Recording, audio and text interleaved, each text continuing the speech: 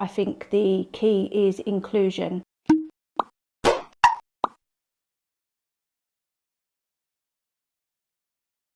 So for little ones, I'd always encourage a craft, something they can really get involved in.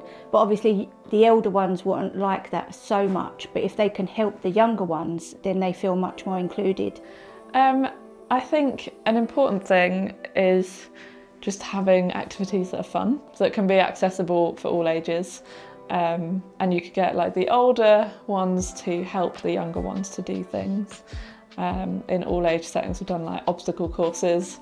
What else? Games like Ninja, got to have safeguarding in place for that, but you know, fun things that they can all engage with. And then maybe if you wanted different levels of conversation, you might split into smaller groups to engage them. So I think a really good way of getting like all ages to communicate and sort of have fun together is through different activities, through food. And I think like getting people to take an interest in each other and swap stories and have jokes together and just have a good time. Make the older children young leaders. Give them that little level of responsibility.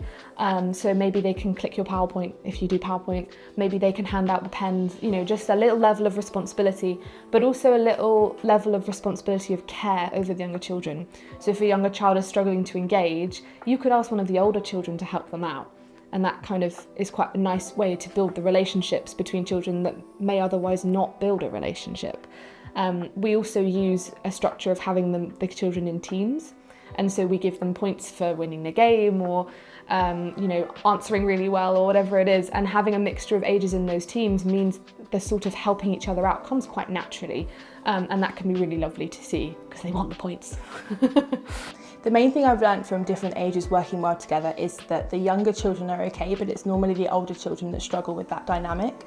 So giving them a role, making them the leader of that session really helps them to feel important and valued, but also that they're still helping the other children in their group so that they feel like that they're welcome and they're included. I think the best thing to do, in my experience, is literally to obviously pitch whatever you're doing to the youngest person in the room, but also at the same time making sure that you're engaging those older people as well, which is really difficult to do, but it is achievable. And even if you pitch at that younger level thinking the older ones aren't listening, actually sometimes the older ones are actually taken in more because it's at that simple level and you're not trying to, you know, blurb them with a lot of nonsense and big words and everything.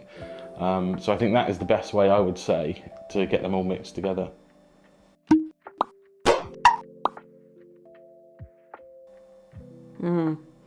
Okay. Oh, is it recording now? It's recording. Oh, right, okay.